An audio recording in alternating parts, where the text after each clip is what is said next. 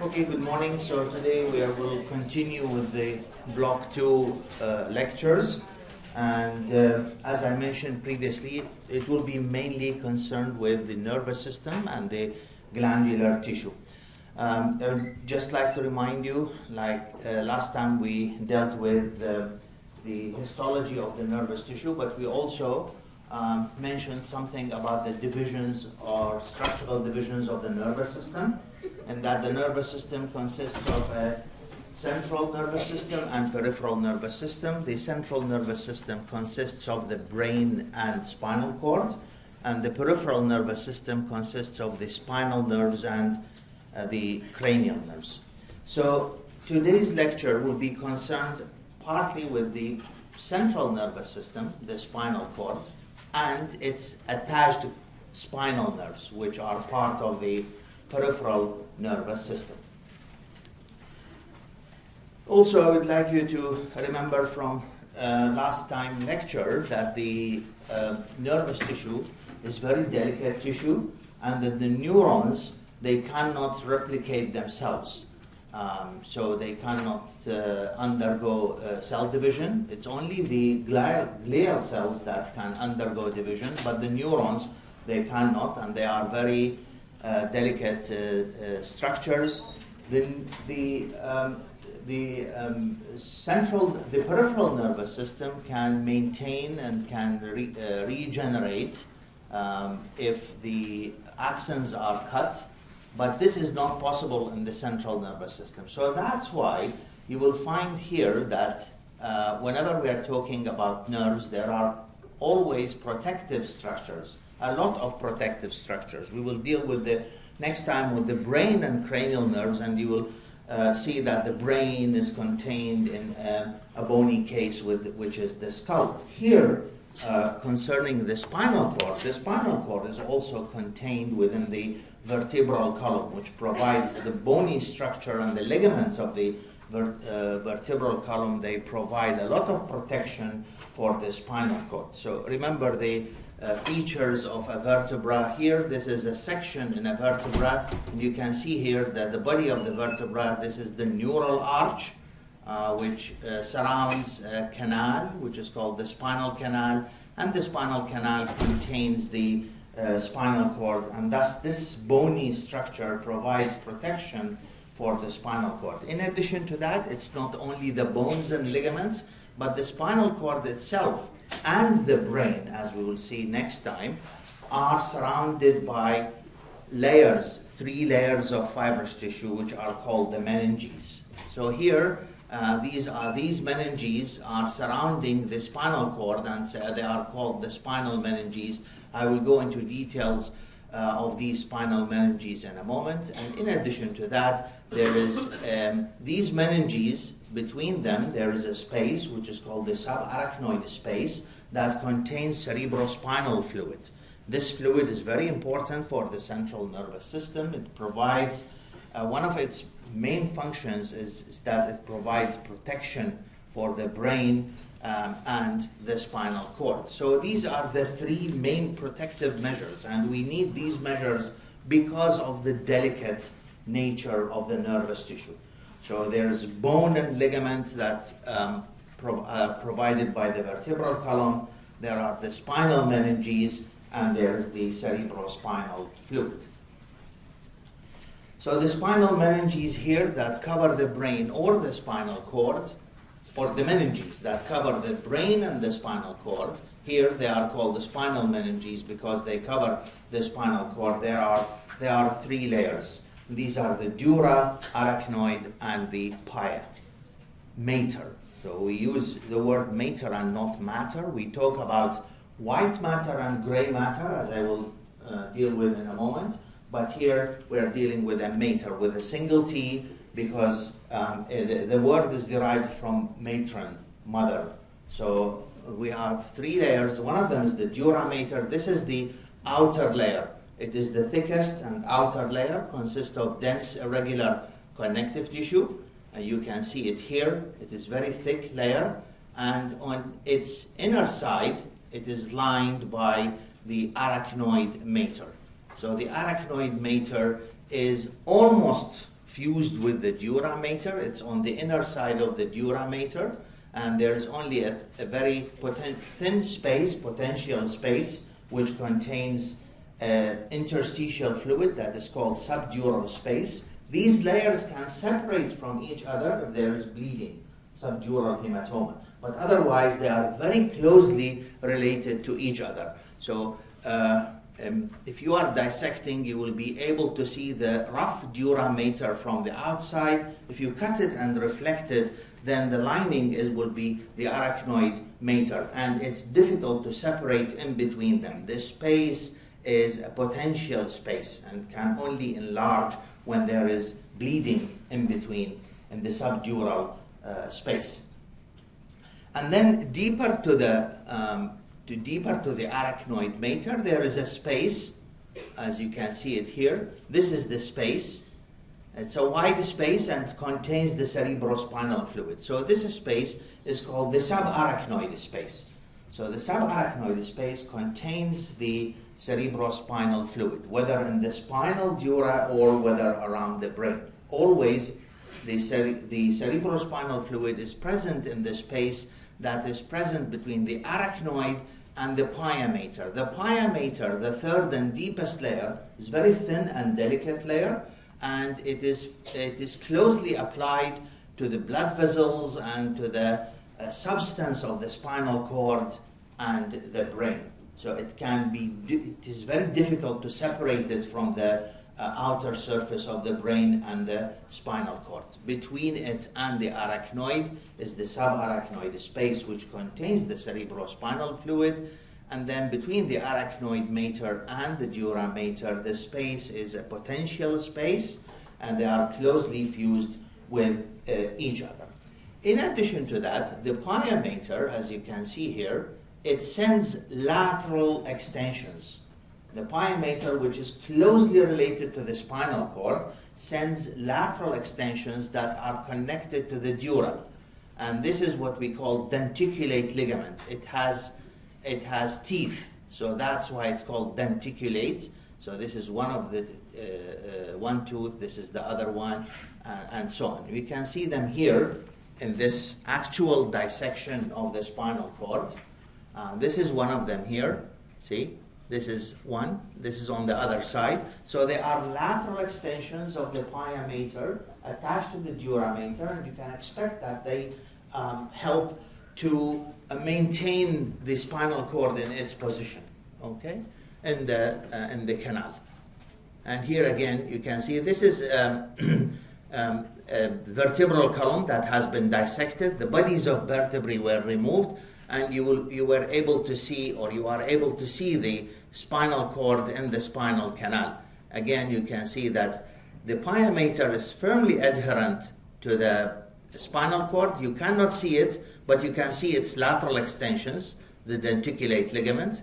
And here, this layer actually is formed of two. It's formed of the arachnoid mater from the inside and the dura mater from the outside. So you can see it here. It is glistening and smooth from the inside, because this is the arachnoid mater. But if you look at it from the outside, it will be rough, the rough dura mater, and they are fused together.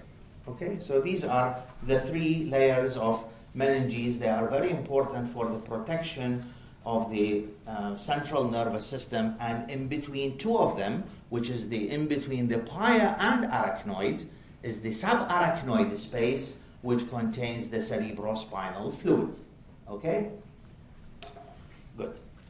Now, if you look at the external anatomy of the spinal cord, you will see that it's like a cylinder, but a little bit flattened. Of course, you will not be able to see the flattening here, but you will be able to see it in a section, as I will show you in a moment. But it is clear that it is a cylinder, and it extends from the foramen magnum. Remember foramen magnum, the big foramen in the skull? So it extends from foramen magnum down to the level of L1, L2 vertebra, lumbar 1, lumbar 2 vertebra. So the spinal cord itself does not extend the entire length of the vertebral column. It terminates at the level of L1, L2 vertebra. It doesn't extend down to the coccyx as you might expect. And this is here, it is mentioned in the adult, because in the embryo, it used to extend the entire length of the vertebral column. And then it gets shortened as the development takes place. So there is more rapid development of the vertebral column, faster than the spinal cord. So it looks like the spinal cord gets shorter. So that's why it is actually in the newborn, it might extend to the level of L3, for example. And in the embryo, it extends down to the level of the sacrum. But it gets shorter and shorter as the adult age is reached, and it reaches the level of L1, L2. And the spinal nerves are attached to it. So there are 31 pairs of these spinal nerves, and we will see how these are distributed along the entire length of the spinal cord. And you can see here that there are some enlargements. The spinal cord is not of a uniform diameter.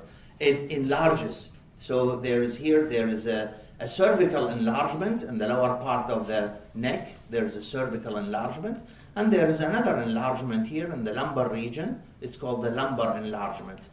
So it is not always uniform. It is like a narrow diameter, then gets enlarged and become narrow and then enlarge again. These enlargements, they indicate the places where there's a lot of nerves supplying the upper limb for the cervical enlargement and the lower limb for the lumbar enlargement. Yes?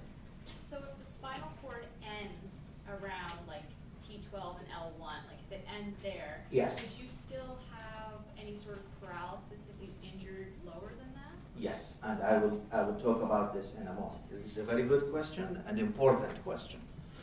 So the spinal cord itself ends at the level of L1. In the embryo, as I mentioned, it continues down to the level of the sacrum. And these spinal nerves, they arise from the spinal cord, and then they leave the vertebral canal through intervertebral foramina. If you go back to the osteology, to the skeletal, to the axial skeleton, lecture on the axial skeleton, you will find that if we bring two vertebrae together, from the side there will be a foramen which is called intervertebral foramen, and it is through this intervertebral foramen that the spinal nerves leave the spinal canal. Therefore, when the spinal cord becomes shorter, then these spinal nerves, they should continue and leave the intervertebral foramina. Intervertebral foramina are still there. Therefore, at a level below L2, there is no spinal cord, but the space or the spinal canal is full with rootlets of spinal nerves. Okay? So it looks like a horsetail, what we call the coda equina. So the nerves are there, but the cord is not. The nerves will leave at the pertaining intervertebral foramina, but the cord has ended at the level of L2. So these 31 pairs of spinal nerves, they are named and numbered according to the region of the spinal cord. So we have 8 pairs of cervical, 8 cervical spinal nerves, 12 pairs of thoracic spinal nerves, 5 pairs of lumbar, 5 pairs of sacral, and 1 pair of coccygeal nerves. Almost the numbers, they fit with the number of the vertebral column or the vertebrae of the vertebral column. With one exception is that we have 7 cervical vertebrae, but we have 8 cervical nerves, while we have 12 thoracic vertebrae, 12 thoracic spinal nerves, 5 lumbar vertebrae, 5 pairs of lumbar spinal nerves, 5 sacral segments, and we have 5 sacral spinal nerves. But the only here exception is that we have 7 cervical vertebrae, yet we have 8 pairs of cervical nerves. These nerves, these are spinal nerves. They are part of the peripheral nervous system. They leave the vertebral canal through the intervertebral foramina and form part of the peripheral nervous system together with the cranial nerves that I'm going to talk about on Friday. This is again showing you a dissection of the spinal cord, and the spinal cord terminates almost at this level. I cannot see clearly, but yes, it terminates at almost at this level. No, here. That's the termination of the spinal cord. It tapers down as a cone. Okay? So the region where it tapers down as a cone is called the conus medullaris, medullary cone, because it tapers down. And from this, the remaining part of the spinal cord is only its covering, direct covering. What is the direct covering of the spinal cord? It is the pia mater. So we will have one filament of pia mater descending down, and this is called the filum terminale. This is the filum terminale. It's a fibrous tissue. It's not a nerve. It looks like a nerve, but it's fibrous tissue. And continues down to the sacrum. It's attached to the sacrum, as if it is anchoring the spinal cord down. So we have these denticulate ligaments anchoring the spinal cord laterally, and down we have one filament continuing from the level of L1, L2, down to the level of the sacrum, attached to the sacrum, to the bone of the sacrum, and it is the pia mater that covers the spinal cord. There is no spinal cord, it's only the pia mater that constitutes this thread-like filum terminale. Okay? And this filum terminale is surrounded by rootlets of the spinal nerves, and together they will constitute the horsetail, the coda equina, which means horsetail, because it looks like a horsetail.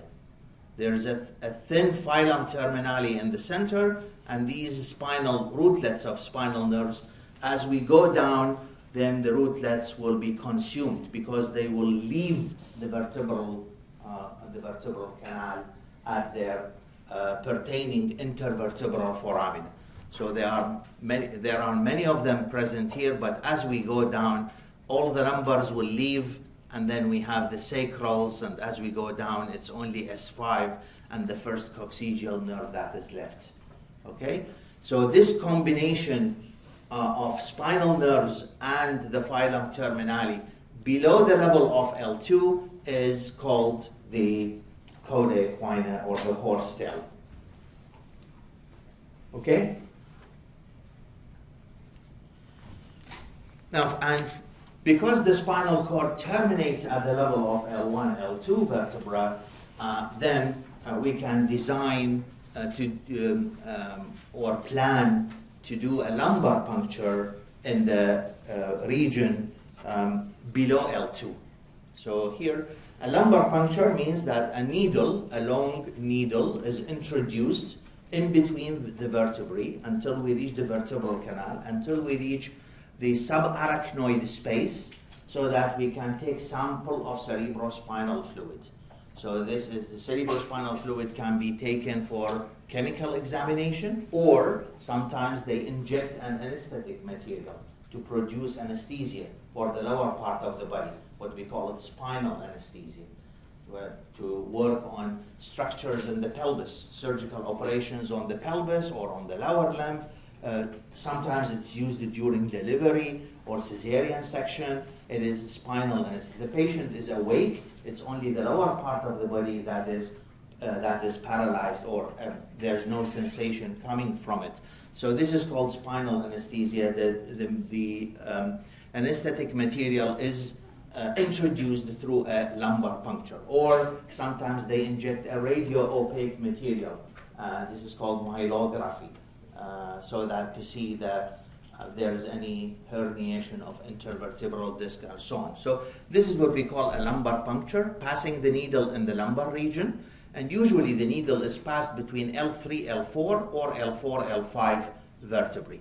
As you can see here, that the patient will be in a flexed position, so that the vertebrae, the spinous processes of the vertebrae are separated from each other, and the needle is introduced in between them. How do we know that we are at the level of L3 vertebra, it is the supracrystal plane. Remember the iliac crests of the pelvis, of the hip bone? That is the level, the highest level, the iliac crest, is level with the spinous process of L3. So either you go just above it or just below it. If above it, then you are, L4. It's the level of L4. If you go above it, then you are between L3 and L4. If you go below it, then you are at the level of L4 and L5. So the supracrystal plane, the level of the iliac crest, it is at the level of the spinous process of L4. So either you go above it or you go below it. In that case, when the needle is introduced, even if you go deeper, then you are not going to injure the spinal cord, because there is no spinal cord at this level. It is only spinal nerves, and remember that these spinal nerves are floating in fluid, which is the cerebrospinal fluid, because here the subarachnoid, the subdural space is continuous down to the level of S2. Although there is no spinal cord, but the subarachnoid space is continuous down to the level of S2. From L2 to S2, there is no spinal cord, but there is a subarachnoid space containing cerebrospinal fluid. And the nerves, these threads are floating in fluid. So even if you touch one of them with the tip of the needle, it will move away. It is floating. It's not fixed in position. So there is no, there's less risk of injuring these nerves, and there is no risk at all of injuring the spinal cord, because there is no spinal cord at this level. So that's why we do lumbar puncture below the level of L2. Now this is to show you a section of the spinal cord. See that it is a cylinder, a little bit flattened anteroposteriorly. It's a little bit flattened, and there is white matter at the periphery and gray matter in the center. The gray matter, this is matter, not mater. The gray matter is in the form of a butterfly or a capital H. And you can see that it has horns. So there's posterior or dorsal horn we use, and anterior or ventral horn of gray matter. And there is a central canal. This very small, tiny canal in the center is called the central canal. It contains cerebrospinal fluid, in addition, of course, to the cerebrospinal fluid surrounding the spinal cord. And this central canal is continuous with ventricles in the brain. We're going to study them. There are 4 ventricles in the brain that contain the cerebrospinal fluid. In fact, the cerebrospinal fluid is produced in the ventricles and circulates until it reaches the subarachnoid space that surrounds the brain and the spinal cord. So this central canal is the downward continuation of the brain ventricles, of the ventricles of the brain. Okay? So as I mentioned, that there's a dorsal horn, there's a ventral horn. In some regions of the spinal cord, there is an additional lateral horn. This is not clear, very clear here. The lateral horn of gray matter is not clear in this section, but you might expect to find in some regions, not in all regions of the spinal cord, that there is a lateral horn. The dorsal horn, the gray matter in general, contains nerve cell bodies, and it contains unmyelinated axons and dendrites. So the nerve cell bodies are located in the gray matter. That's why it looks gray. While the white matter contains the myelinated axons. That's because the myelin sheath is mainly consisting of lipid lipoproteins, and so it looks whitish, yellowish. So it's called the white matter. But the nerve cell bodies are contained in the gray matter, as well as unmyelinated axons and the dendrites. So here, the neurons, the cell bodies of neurons that are located in the posterior horn are usually sensory neurons, while the neurons that are located in the ventral or anterior gray horn are motor. Whenever there is a lateral horn, as I mentioned, these are autonomic neurons. We're going to talk about more details about them in the coming lectures. So sensory is posterior, motor is anterior, and the lateral is autonomic. Okay? This is the general plan of a section in the spinal cord. You will see that when we go up into the brain, things will be in the reverse. So the gray matter will form the cortex, it will be in the outside, and the white matter will be in the inside of the brain. But in the spinal cord, the white matter is surrounding the gray matter. And here, the white matter, as I mentioned, that it contains myelinated axons. These axons could be either ascending to the brain or descending from the brain, and together groups of axons that have a similar function, they constitute what we call tracts. So here we have tracts or fasciculi. So here's a tract or fasciculi of neurons, of axons, myelinated axons that are present in the white matter. And the white matter itself can be divided into a lateral, posterior, and anterior, lateral, and posterior white columns. We call them white columns. So this is the posterior white column, lateral white column, and anterior white column. Anterior, lateral, and posterior white columns. Dorsal or posterior horn of gray matter, ventral or anterior horn of gray matter, and sometimes there is a lateral horn of gray matter. We're going to deal with the ascending and descending axons or tracts, or where we deal with the sensory and motor systems later on, probably next week. Now, the spinal nerve, as I mentioned, it's connected to the spinal cord, and this is how a spinal nerve is formed. You see here, as I mentioned, that the ventral horn of the gray matter contain motor neurons, cell bodies of motor neurons. The axons of these will pass through a rootlet of a spinal nerve, and these rootlets, multiple rootlets, will form a root. The root is called anterior or ventral root. Posteriorly, we have a dorsal root,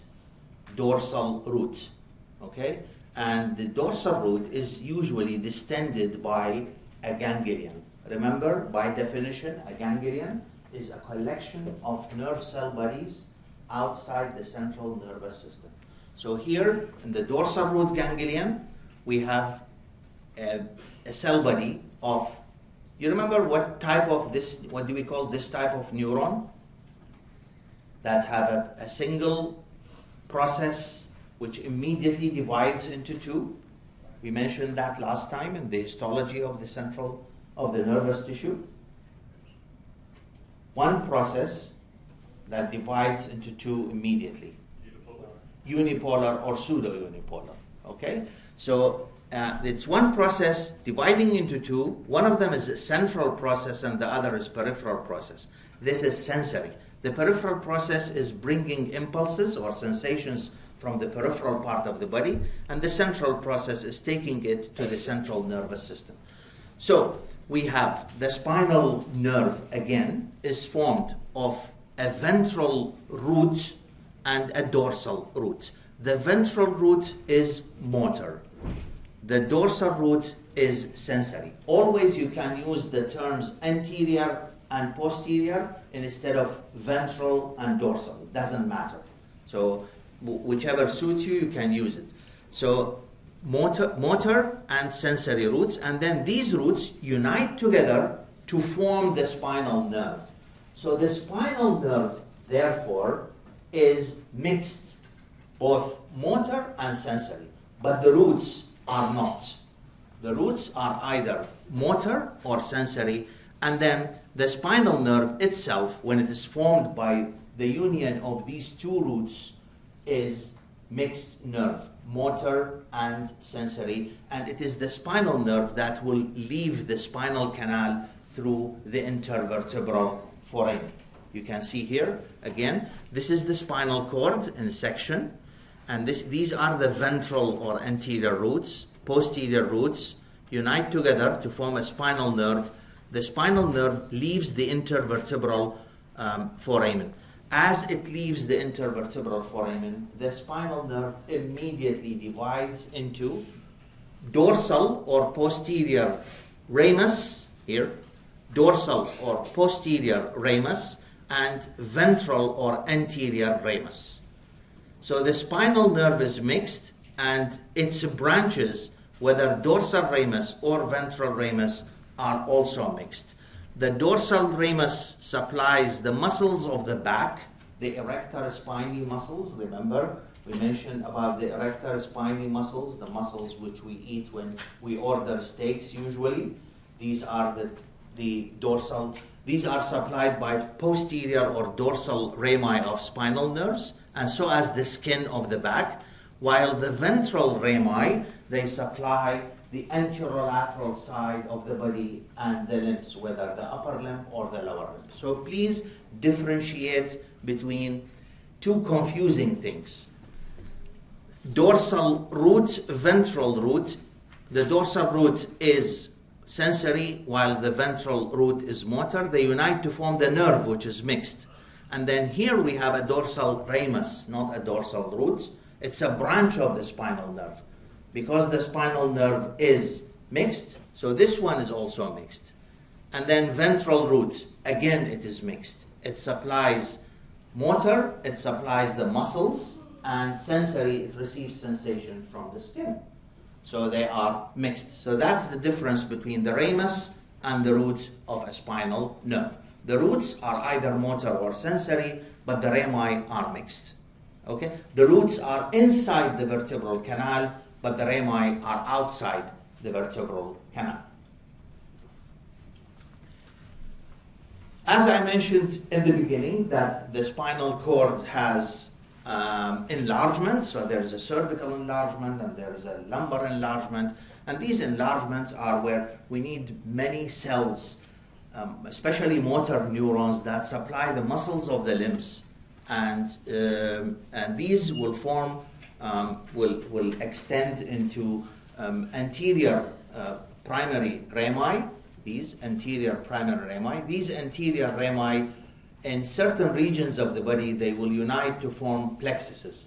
So we have a cervical plexus, not that much complicated, but we have a more complicated brachial plexus, which is the nerve plexus that supplies the upper limb.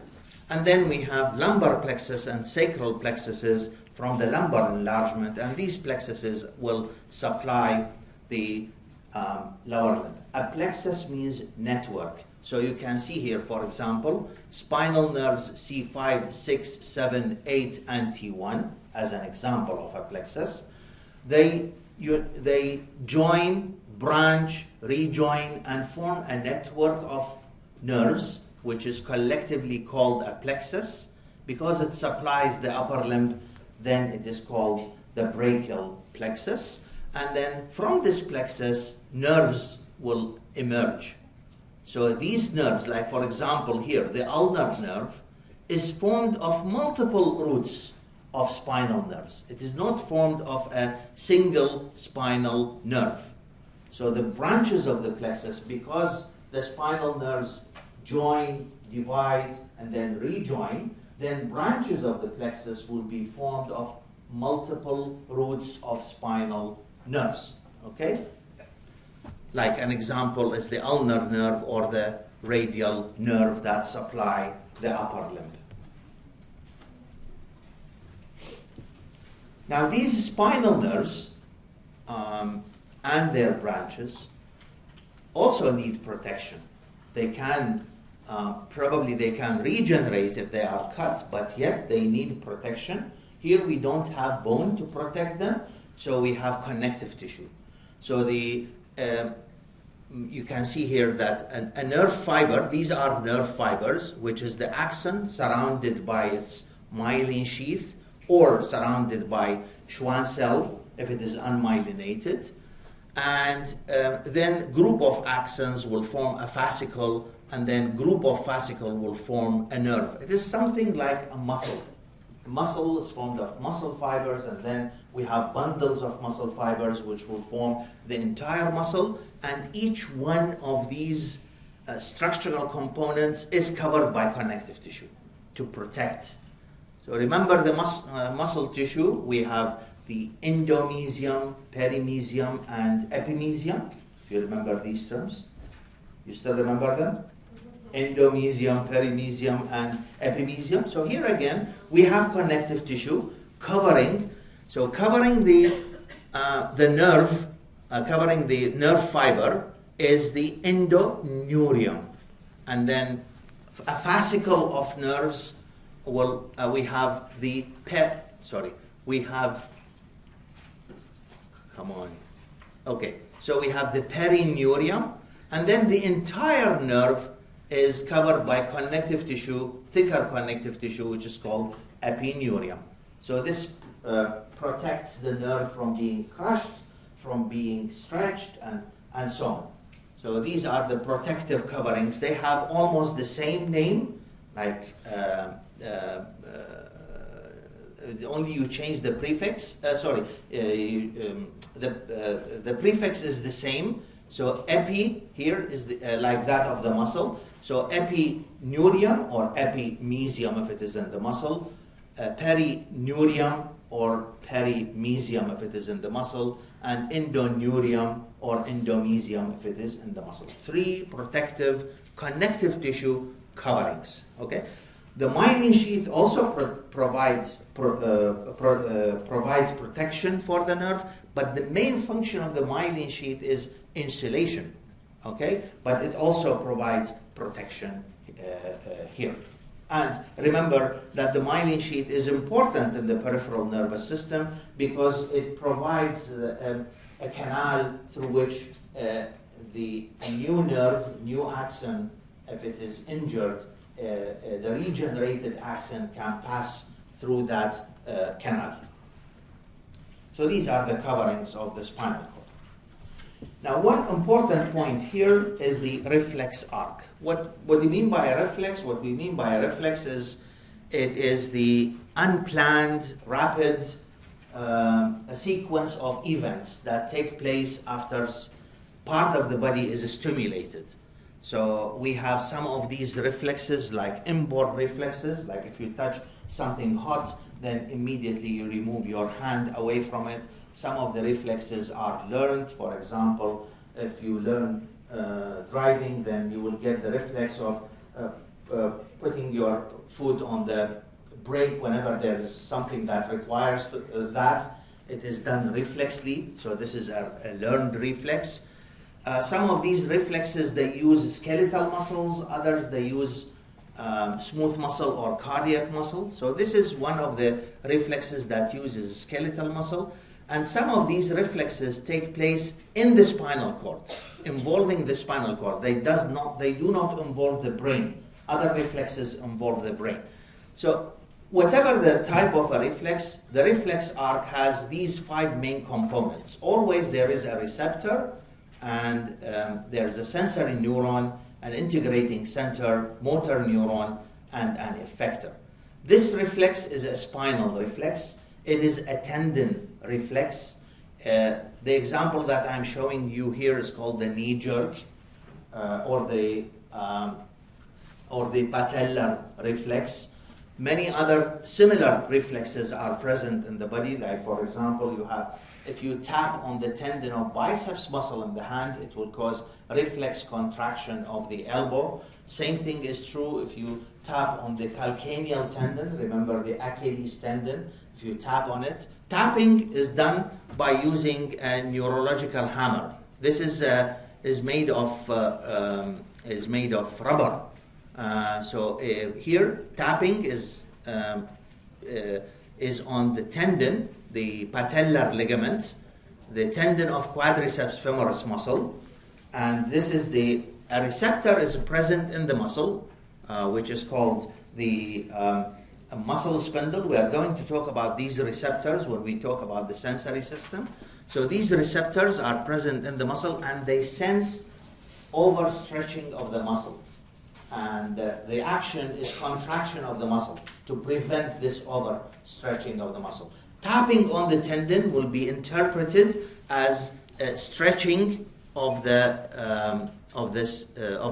muscle. So the receptor is the muscle spindle here, and then we have the sensory neuron. Sensory neuron is present in the dorsal root ganglion. It is a pseudo-unipolar neuron, and the impulse will pass through the peripheral process and then the central process, and will go into the dorsal horn of the spinal cord, of the gray matter of the spinal cord. And from there is the integrating center.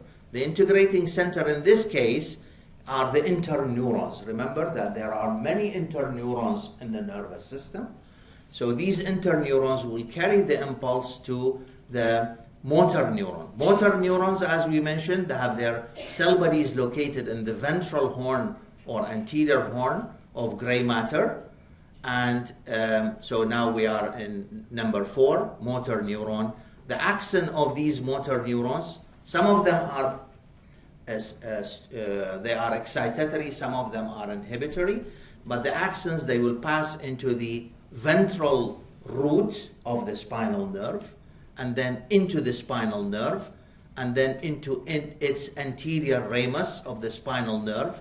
This is the motor neuron that reaches the effector organ, which is the muscle. And the muscle is the quadriceps femoris muscle, the big muscle with 4 heads in front of the thigh. So this is an example of a reflex arc. Many similar examples are present in the body, but I'm presenting this as an example of a reflex arc. All reflex arcs, they have the 5 main components of the arc: receptor, sensory neuron, integrating center, motor neuron, and effector. Last point to be mentioned today is about dermatomes and myotomes. As I mentioned, that each spinal nerve has motor and sensory fibers. It's a mixed nerve. It's not like the root of the nerve. It is mixed. So a dermatome, by definition, is the area of skin that is supplied by one nerve, one spinal nerve. Dermatome, part of the skin. Myotome is the bulk of muscle that is supplied by one spinal nerve. Of course, in the head, you will see that these are supplied by cranial nerves, but I'm talking now about spinal nerves. So a dermatome is the area of skin supplied by a single spinal nerve, sensory innervation, and the myotome is a group of muscles that are supplied by a single spinal nerve. Knowledge about these dermatomes in specific is very important. So you can see here that there are, in the body, there are maps for dermatomes. So these regions, for example, this is the C4 dermatome, let's say, which is on the top tip of the shoulder. And then we have C5, C6, C7, 8, T1. And you can see here the dermatomes are arranged like in circular pattern around the trunk, and then the dermatomes of the lower limb. So there are maps of these dermatomes. Knowledge of these dermatomes is very important from the clinical point of view.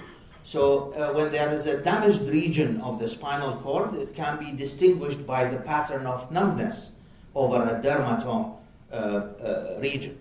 So you can see, for example, here in this disease, which is called herpes zoster disease, it's a virus infection that affects the dorsal root ganglion of the spinal nerve and is represented by like rash and vesicles and pain along the area of distribution of that spinal nerve. So look here that this area around the nipple, this dermatome around the nipple is the dermatome of C5. So by looking at this area, you can predict that now the virus infection is affecting C5 spinal nerve because this is the dermatome of C5. But you should keep in mind that these dermatomes, they overlap with each other. So if you look here, for example, if there is another disease, not herpes zoster, if there is something else affecting the spinal nerve, like pressure on the spinal nerve, which result in anesthesia or paresthesia, pin and needle sensation in the area of skin.